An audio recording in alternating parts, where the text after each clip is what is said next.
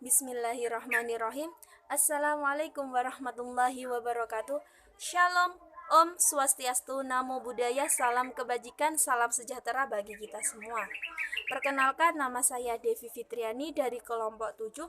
Video ini sengaja dibuat untuk memenuhi tugas follow up dari kegiatan LKMM Pra-TD maupun TD yang diselenggarakan oleh BEM Universitas Bilfat Lamongan. Pada kali ini saya akan mereview sedikit terkait materi berpikir kritis yang disampaikan oleh pemateri kita yang luar biasa, yakni Bapak Ali Fuad Hashim, SHMH. Langsung saja terkait materi, apa sih yang dimaksud dengan berpikir kritis itu? Kemudian apakah orang-orang yang selama ini bisa dianggap speak up di lingkungan masyarakat itu bisa dikatakan sebagai seseorang yang kritis?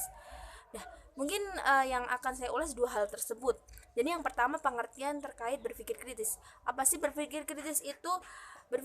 Berpikir kritis itu merupakan kemampuan seseorang untuk menganalisis fakta-fakta yang ada di lingkungan sekitarnya, yang hasilnya kemudian diimplementasikan dalam bentuk solusi dan tidak dibarengi atau tidak disandingkan dengan kepentingan-kepentingan pribadi.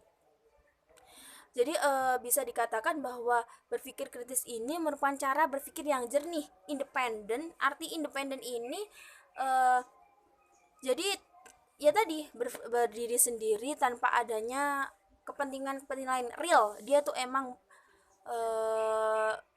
respect sama lingkungan sekitarnya. Setiap ada problem-problem di masyarakat itu dia tuh respect real.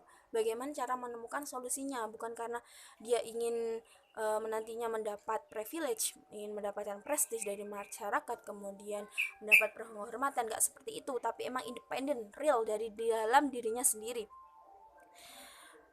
Kemudian yang kedua tadi adalah apakah seseorang yang speak up di lingkungan masyarakat itu bisa dikatakan sebagai seseorang yang kritis? Jawabannya tidak. Kalau seseorang tersebut hanya asal bicara, hanya asal mengkritik tanpa dibarengi dengan data-data pendukung, maka bisa dikatakan omongan orang tersebut ya asal aja. Mungkin tujuannya bisa dikatakan ingin menjatuhkan seseorang tersebut, bukan bisa dikatakan seseorang yang kritis. Karena kembali lagi dari pengertian berpikir kritis itu, karena kemampuan seseorang untuk menganalisis permasalahan di lingkungannya yang dibarengi dengan data-data, kemudian bentuk analisis tadi nanti outputnya berbentuk solusi. Jadi emang real untuk pemecahan solusi tersebut, bukan karena memang ada kepentingan yang sudah saya sebutkan di awal tadi.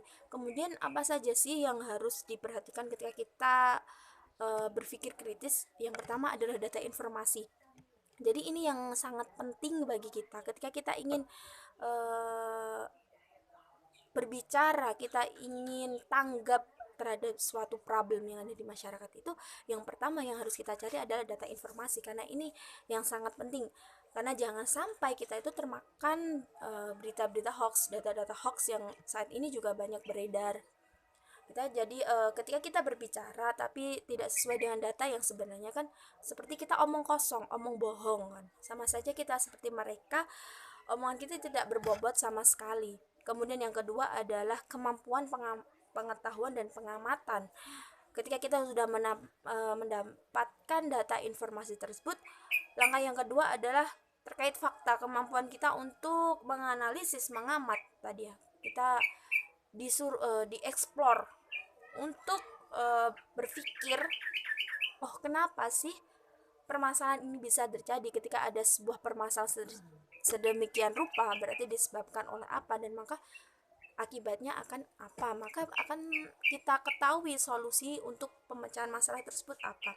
Kemudian kebijaksanaan ini ya tadi mencakup nanti hal apa, tindakan apa yang akan kita buat. Kemudian mengkritik, kritik ini dalam bentuk membawa perubahan untuk yang lebih baik sih. Bisa dikatakan kritik ini kritik membangun bukan kritik untuk menjatuhkan atau apa, enggak, karena kembali lagi, karena ketika orang kritis itu tanpa dibarengi dengan kepentingan-kepentingan lain, alias dia independen, real, dia itu ingin masalah ini cepat selesai, bukan hanya keinginan-keinginan pribadi untuk mendapatkan kekuasaan, penghormatan, atau prestis-prestis yang lain yang ada di masyarakat. Jadi mungkin itu saja yang dapat saya sampaikan. Kurang lebihnya saya mohon maaf apabila ada salah kata. Wallahul muwaffiq ila aqwamit thoriq. Wassalamualaikum warahmatullahi wabarakatuh.